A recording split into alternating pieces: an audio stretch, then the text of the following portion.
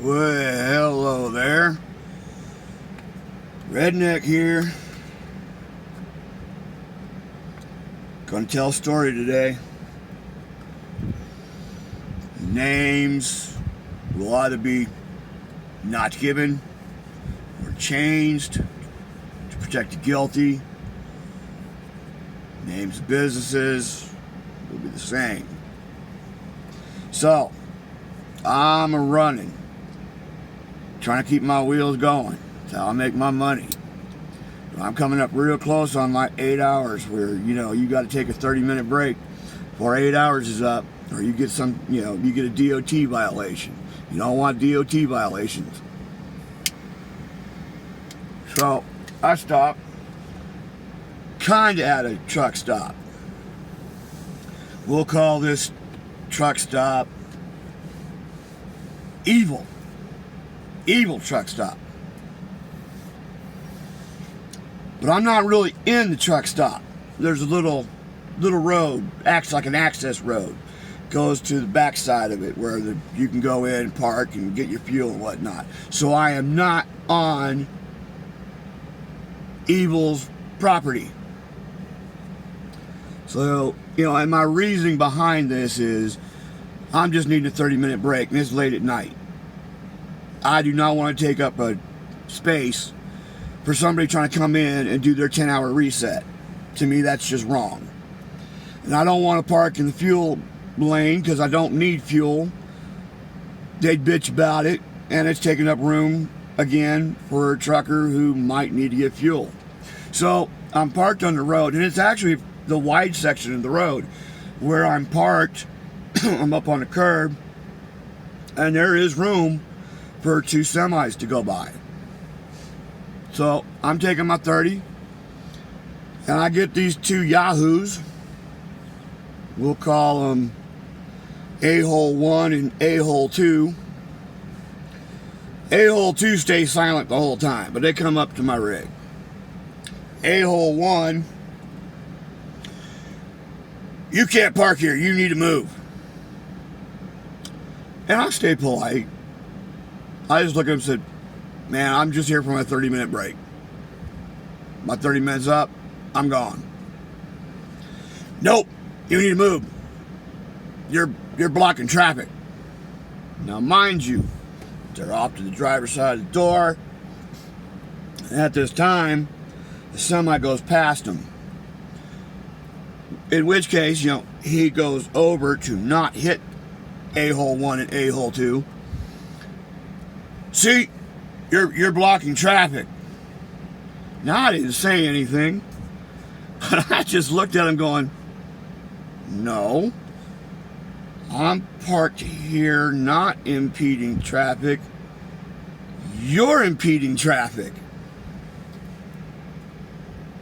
But I left that one alone. Again, so I just looked there going, look, my 30 minutes, I'm gone. Nope, you need to move. Dude, I can't move. I'm on my break. You can move 5 miles an hour. No, I can't. And he's all acting like he knows. Now, granted, if I had a rig that I'm used to, that would be a stick shift. Yeah, I could have maneuvered that at 5 miles an hour. But technically, I'm not supposed to move whatsoever while on break. But see, I got an automatic, which, yes, is capable of moving at under 5 miles an hour. But it is very difficult because there is this lag when you press on the accelerator. And if you're not, you can sit there and if you hit it just a little too hard, it'll bolt. And it'll automatically hit over 5 miles an hour, boom, and then registers you back on duty. And therefore, you didn't take your 30-minute break. You're over your 8 hours. Violation. No, I'm not doing it. So I just told him, no, it doesn't work that way. You can move 5 miles an hour. No, I can't. I'm not. I'm taking my 30-minute break. Period. Sorry, I'm also trying to do stuff here too. And so he tells me, well, I'll just call the tow truck company, have you towed. Fine. See, first of all, you approached me like a dick. And, you know, you could have been nice about it, and you could have listened to reasoning, and you didn't. So, you don't know me. You don't know the fact that I've got PTSD. You don't know the fact that, you know, triggers can set me off. And I try extremely hard not to have these triggers go by. See, as my old lady would say, I have multiple personalities. Now, these multiple personalities are not like Joe, John, Bob, not those type of personalities. My personalities are personality traits. Like, my happy side might come out.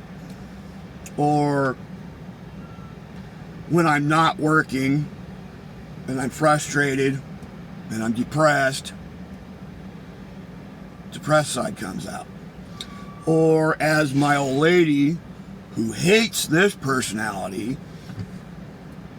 my overbearing, dominant drill instructor side of me comes out. So there's a good Joe, there's a sad Joe, there's a drill instructor Joe, and then there is a bad, evil Joe. It's almost evil. It's not evil, but it's just really bad, and he's very self-protecting, and I don't want him taking over.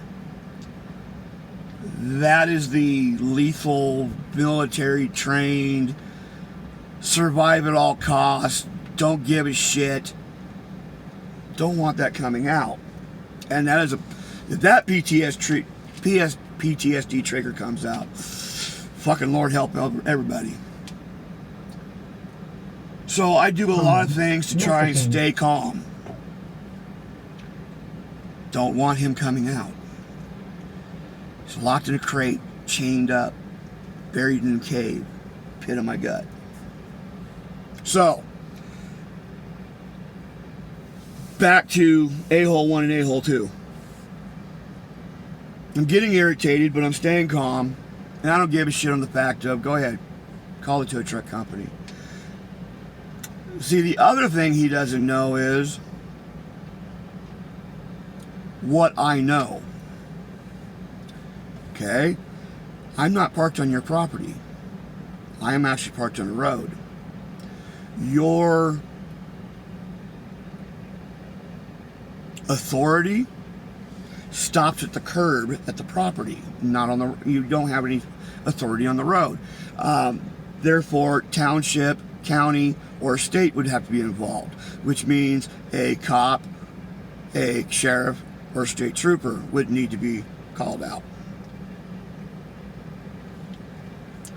So I'm not worried. So go call the tow truck company. The tow truck company is going to tell them the same thing if they're reputable. Now, if they've got some sort of thing together, he's going to come out. He's going to try to tell me. I'm going to tell him, no, you can't do a goddamn thing until you call the sheriff. And say, I'm going to call the sheriff because of the fact of this.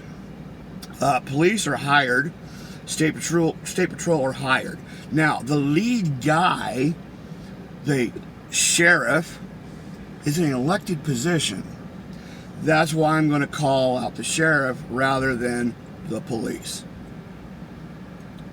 They never showed up. Now, a state trooper did show up, but honestly, I don't think he was there for me because he never approached me, and he left a couple minutes later.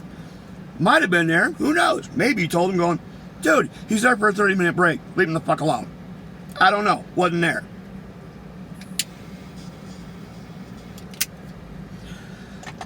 But like I said, while they're still here, I'm taking my 30-minute break.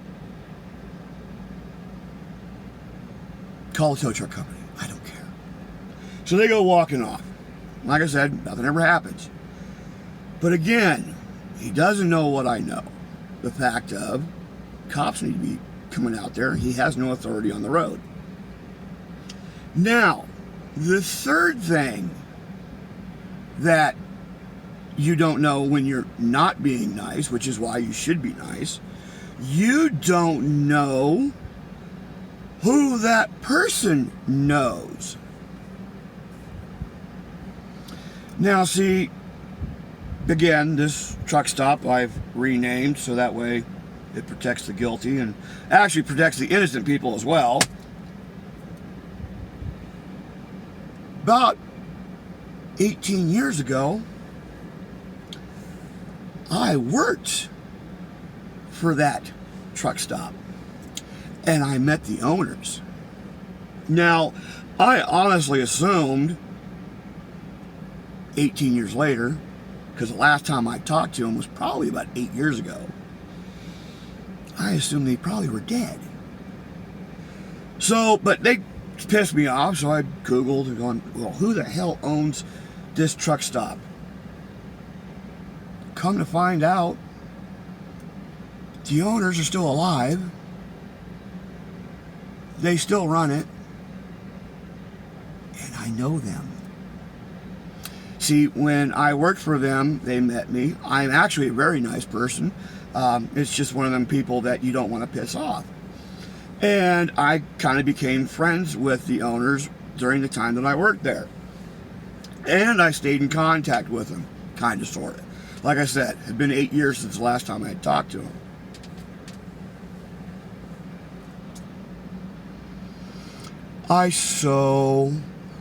The next time that I go to this truck stop and I hopefully run into this guy, I kind of want to go up to him and say, hey, do you remember me? No? You remember confronting me about parking for my 30-minute break? Just want to let you know, Tim and Jane say hi. And when he says, who's Tim and Jane? I'm going to say, your boss. And of course he's going to come up going, well, they're not, that's not my boss. Dude, I'm not talking about your manager. I'm talking about your actual boss. The people who own this truck stop and every other truck stop with this name. Your boss. They say hi.